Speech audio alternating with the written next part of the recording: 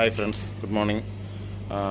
Last வீடியோவில் வந்து உங்களுக்கு வந்து ரெட் கேப் ரெட் ஐ ஏஞ்சல் வந்து என்கிட்ட ப்ரீட் ஆகிருக்கு அப்படின்னு சொல்லி ஒரு அப்டேட் பண்ணியிருந்தேன். ஃப்ரீ ஸ்விம் வரலன்னு. இப்போ நல்லா குட்டி மூமெண்ட்டில் இருக்குது. ஃபீடும் 2-3 நாள் நான் கொடுத்துருக்கேன். குட்டி எப்படி இருக்குன்றதை வாங்க பார்ப்போம்.